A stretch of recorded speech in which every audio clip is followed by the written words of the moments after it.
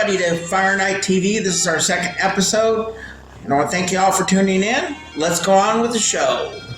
Hot.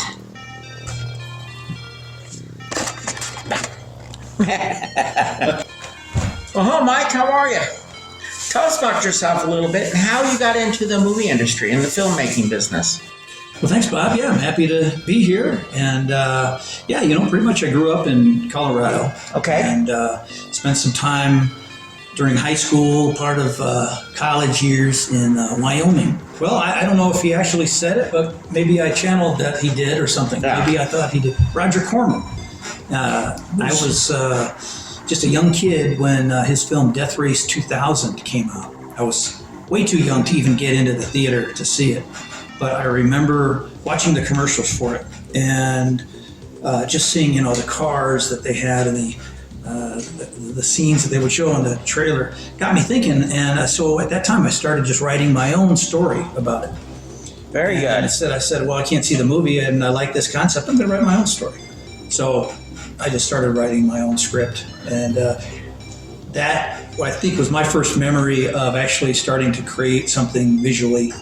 And I guess it kind of planted the seeds for the type of genre that I do like, which is more of an action adventure. You like the action adventures? Nice. Yeah. Very good. Let's talk about your movie, Hot Lead, Hard Fury.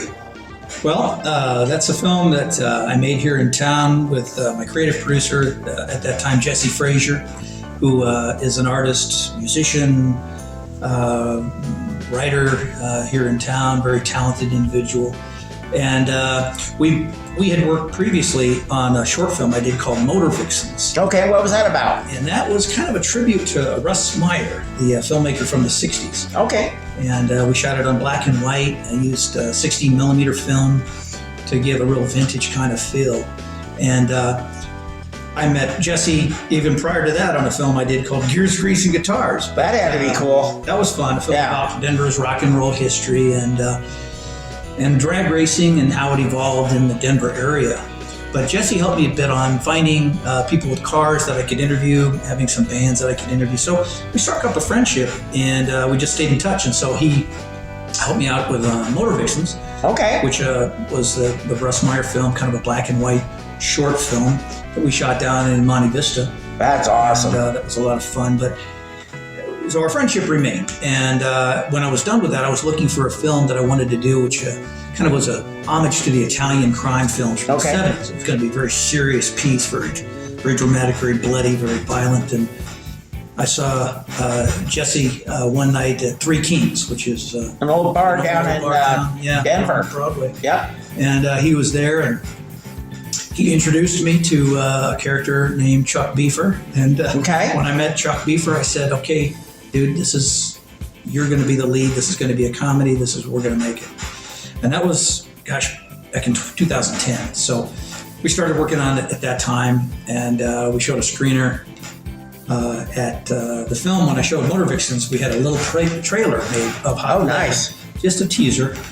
And that's where I met Jimmy Drain, and so we started staying in contact and staying connected. But Hot Lead took a long time to make, and we finally finished it in 2017. We premiered it in Denver 2018. So it's just basically a B-movie type of grindhouse film, kind of a comedy action film. It's shot all on Super 8 film, so that adds to that vintage look. Do you have a clip that you can show us of one of your movies? Indeed I do, Bob. I've got actually a trailer for the film. So awesome. Let's roll that. Here's Hot Lead, Hard Fury.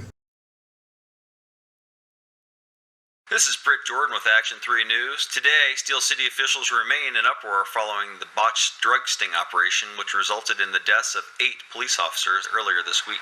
Steel City's own elusive kingpin of crime, Afro Steel, was the target of the sting operation, but now, sources close to the story believe he was tipped off by an inside contact. This is Beaver. Mr. Beaver, this is the Steel City morgue. We regret to inform you that your brother, Cal Beaver, has been killed. What do you got in mind? I need a new team, handpicked by me. No one knows them, and no one knows they exist. A new team. You don't have time, Columbus. It takes weeks, months to get back inside. You got some kind of super cop up your sleeve? Yeah, something like that.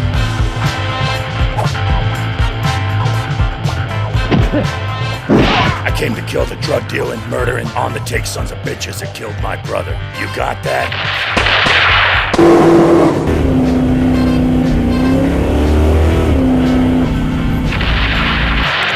Kane. He killed 10 men to win the underground Malaysia death match in 1974.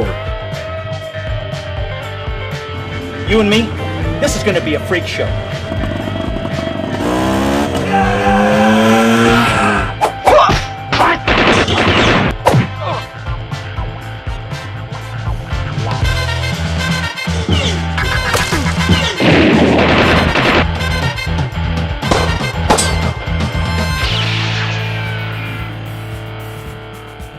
Well, Mike, the obvious question is, where can we see your film? Well, you bet, Bob. So it's available on Amazon Prime.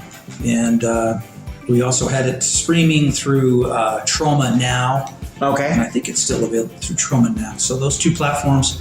It's also available, if anyone's watching overseas, in various platforms that they can search out there too. But primarily Amazon Prime. So That's great. tune it in. That's Yeah. great, because we want all our followers to go and see that. I mean, it's a great movie. Yeah, thanks. It was a lot of fun to shoot, and it took a while, but we always had adventures while we were filming. Yeah, I was going to say, tell me something about Yeah. filming. Oh, man. What was interesting? What went wrong? Something funny? So many things. I think an interesting thing about that film is the way it came together. Because we started out down one path, and through various missteps or whatever you want to call it, we ended up arriving at a different path, which I think actually made it a better film. We ended up rewriting the script. Yeah. We had originally we cast Antonio Fargas, the original Huggy Bear from Starsky and Oh, Hutch. how cool is that? We had him attached, and we had Gloria Hendry attached Okay. as a Bond Yeah. woman in. Wow, that's some cool people. You know, and that we thought, well, we're going down this path, and we're going to bring in some LA talent, and we're going to do it. But things didn't work out, and we said, well, let's take some time off. Let's rewrite this script. Let's cast local people, and it just started kind of more of a grassroots type of approach at that time. And You kind of blossomed like a tree. I think You took which branch you needed to go. and everybody, I think the neat thing about it was we had some people that were new to acting, and some had done it before, but when they all came in front of the camera, it just seemed to work very well. And we did present it as a B movie, so even Sure. if somebody's acting wasn't entirely on for the movie, it would work enough and be whether you didn't know, maybe we meant to do that, maybe we didn't. But And nobody's going to know the damn one's gonna difference, know. honestly, right? I mean, it worked out great. So those kind of things that organically happened in the process of making this film are kind of neat, and I think lends itself to having a soul. And that's good. It may not be, it's not industry standard, and it's not your big budget kind of situation, but I think it does lend itself to having a more creative film, and I think people identify that. You can see it on the screen. Yeah, absolutely. There's a lot of mishaps that we had, or a lot of fun steps that we took. Yeah, And, what was the funnest one? Well, Chuck Beefer is a cut up, so he added so much ad lib during the filming, and a lot of the lines that were just thrown out there ended up getting on the camera, on the Yeah, screen. 'cause they worked well. It's kind of creative. And that's what we wanted. We wanted that interplay, and we kept it purposely loose. Some people will say, well, you shouldn't, keep it that loose. But You do what you want to do. It's your film. we had to flow with it, and it worked. Yeah. I think we started having that chemistry. Oh, that's natural. awesome. It wasn't just acted. It was happening, the chemistry between the cast. And we had people that originally were cast, which maybe were not as drawn to the film and weren't as attentive, and others who were cast in minor parts that were there all the time. Yeah. And we said, well, you know what? We're going to move you up to a major part. And Yeah, major role, which Really is, was role. for that person, had to be awesome. So we had some of that happen. There was just a lot of fun. In the end, it takes time, but it comes out being, I think, a more complete Sure. story. Mike, I want to talk to you about your new movie, Bullets from Beyond. What can you tell us about your movie? Bullets from Beyond is my Western that I'm working on right now. Okay. And basically it's a combination of kind of a spaghetti Western with some supernatural. Like the old Clint Eastwood movies from the 70s. Yes. Yeah, those were such an influence for me. Just not even from a Western perspective, just from a filmmaking and stylistic perspective. That was right on for you. You have Sergio Leone and the direction that he did on the trilogy of the Man with No Name films. Sure. Just hit me like a Mack truck, and I said, whoa, this is what I like. And I tried to incorporate a lot of that stuff in Hot Lead, Hard Fury, and all the other things that I've done. So now that I want to do a Western, I'm like, well, naturally, that's, I got to progress to that. That fits well here in Colorado. Yeah. So we're working on that, trying to get that going. I've been building sets, built a mission set in my own backyard. That's impressive. That's a lot of work. So it's fun. Yeah. Built a wagon interior set that we're shooting in, and we've got some land now down in southern Colorado, which we'll be actually building some sets on. Oh, wow. So hopefully... So that's going to be amazing. Planning to, design like a city or something? A small village. Yeah. A street, a mission, and a hotel, a cantina, stables. Oh, how awesome. It sounds grand. We'll see what happens, but we're working on it now. So it's all coming together. But the film itself is still also being shot on film. Okay. For now, anyway. It's on 16 millimeter. Okay. So it still is trying to have kind of a old style, spaghetti Western look. Mike, I know you have future plans. Could you tell us about Fists of Frankenstein? I heard that's going to be a really good film. Fist of Frankenstein, it's about a Vietnam vet who is doing some illegal activity, smuggling in opium from Vietnam. In the process, he gets severely injured, almost to the point where he's dead. And the government gets wind of this, and they decide to try a new formula for regrowing limbs. Okay. And in the interest of helping wounded soldiers, but they need a guinea pig, so they use him. They used him. Well, the formula works, but they say, well, we caught you red-handed. You're going to be ours for a while. You work for us now, or you go to prison. And of course, he takes the gig. But he's a reluctant hero. He's very against working for the man. Yeah. It's a very 70s kind of anti-establishment film. But it does, I think, have that real grindhouse B-movie kind of attitude. But it's really a noir / martial arts / horror film. Sounds like a lot of fun. It's a lot of mix-up, mash-up. Yeah. So anyway, as you can imagine, it takes time to put all that together. But we are working towards that. And I'm hoping that we can even have a fundraiser for that fairly soon. And we're exploring maybe doing a full-length graphic novel. Yeah, good for you. So I think it has some appeal there and some marketability. So it should be something you'll be hearing more about in the future. Another topic we need to talk about is your book, Forgotten Frontiers. I heard it's a really good book. Yeah, so I recently published a book called Forgotten Frontiers. It's really something I've done for 20 plus years now, researching these kind of adventures that are more like real life Indiana Jones type of people.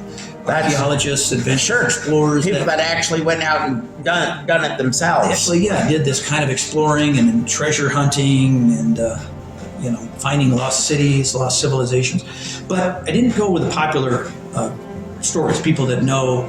We kind of dug deeper to try to find the stories that aren't as popular. So it's called, the subtitle is Adventures from the Shadows of History. It does pull a lot of cool stories out of the dusty archives of history. Okay. So it just sheds some light on things that people may not know much about.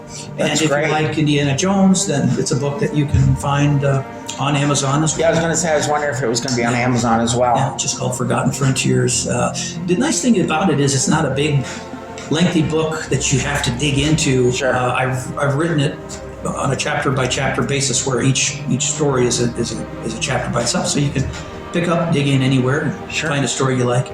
So it's a fun book. So I'm open to revisiting, coming out with a video series as kind of a piggyback on top of that book. So. Sure, great. Well, the next thing I want to talk about is we have a premiere of Realm of Shadows at the Mayan Theater, June 30th in Denver, Colorado. What do you know about the Mayan? Well, I'm excited for the premiere. I'm looking forward to it. But I had my premiere of Motor Vixens there. Oh, wow. I bet you that was awesome. But yeah, it was a great time. That's where I met Jimmy Drain, of course. But, you know, I did learn something interesting about the Mayan. Might have been 2009. It was slated for demolition. It was actually going to be demolished. And the Mayan's been around forever. It really has. I think 1920s, I want to say. So it was. I mean, the bulldozers were there, ready to go. The bulldozers were there, and it was, you know, taped, roped off, everything. And there was a historic team, Historic Preservation Society for Denver, needed money, and I think they needed like $200,000 to say, you know, stop it. And of all people, Pat Bowman. He stepped in. Said, wow. Let's save this. And I think if I'm not mistaken, don't quote me on this, but I think he just, you know, paid that out of his own pocket and said, here, let's keep this theater going. So yeah, that's a great save, because that is an amazing building. A lot of people know the story. Now, there may have been some other persons with him, you know, that were involved in that. But, well, the source I got was the Denver Post, so that's a pretty good source in Colorado. I would think it's true. But I did learn that he saved it. So anyway, that was kind of a neat thing. So, yeah, that's something that people in Denver probably don't know. I don't know, but a lot of people do. But I'm glad it's still around now. I think Landmark Theaters owns it now. They think they run it, but still, it's a historic theater, and I'm looking forward to having my own premieres there as well. I hope I'm invited. Yeah, you bet. I'd love to be there for it, for sure. We're going to put my logo on your Mohawk there. Done. Be happy to do your logo on the Mohawk. Be honored. Absolutely. Okay. Absolutely. Honored. And the word on the street is, for the opening of Realm of Shadow, Vernon Wells might come to town, which we all know Vernon Wells of Mad Max series. I remember him in Mad Max, but I think I liked him even more in Weird Science. Oh, gotcha. Well, I haven't seen that movie since I was a kid. That's great. It's going to be a hell of a premiere. Yeah, looking forward to it. Awesome. That got my attention. Boom. Jimmy loves the reaction. That's what I wanted. Mike, I heard you acquired some land for filmmaking. Can you tell us about what you're doing? Sure, you bet. Yeah, so about last year, purchased some land outside of Trinidad. Yeah. And, you know, Trinidad is really becoming an emerging artistic community. I've heard a lot about that. A lot of neat things going on there. Jim Norris with Mutiny now has opened a shop down there. There's been a lot of people that are migrating there, artists, filmmakers, creatives. And well, everybody's leaving Hollywood. Denver's branching out around the state now, but anyway, there were some opportunities to acquire some land there at a decent price, which has a really nice western look to it. Oh, wonderful. This is a little northeast of Trinidad. It's a lonely highway, very isolated. But so I acquired some land down there in the hopes that we can work to build the sets for Bullets from Beyond, and also make these sets available for anyone who wants to shoot. And we'll start having something more formally developed through my website, AmericanVintagePictures.com. But the other thing we're doing that for kind of similar for people in Denver is we're developing we really have something like a Brady Bunch home, basically. Okay. For people that want a vintage kind of 60s or 70s residential set. We're going to have, it's already pretty much developed. Yeah, that's great. But I mean, you know, any kind of furnishings that you can imagine that would be, you know, dated in the 60s or 70s. I mean, you name it. We've got the TVs, the furnishings, wall art, or whatever you might imagine. And I'm like, well, you know, why not make this a set that other people could use when they want to? So it's going to be on Pier Space. Okay. Which is kind of like Airbnb, but for filmmakers or photographers that want to use space or rent out their space. What a great idea. So yeah, it's Pier Space. So you'll be able to see it, but also just the website, American Vintage Pictures, will be able to direct people to that. And that will be happening this summer. This summer. Wow, that's awesome. Some cool sets available for people to use. So, well, thanks, Bob. Thanks for having me. This has been a thrill, you know, and I'm excited to see more of your shows. I know it's going to be a success. And Mike, you've been a great guest. We are honored to have you. Thanks, man. Looking forward to working with you in the future. Likewise. I mean, we're just blessed to have you. Thank you so much. I appreciate it. Thank you. I want to thank you all for coming on. We're going to show a clip from the movie Realm of Shadows by Jimmy Drain and ThunderKnight Entertainment. Is that okay with you, my little friend? He says yes. Roll the clip.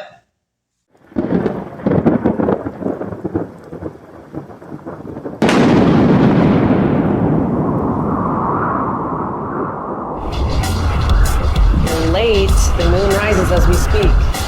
Sisters of the Moon, we gather here tonight to appease our savior Gaia. What you did wasn't necessary. Go to.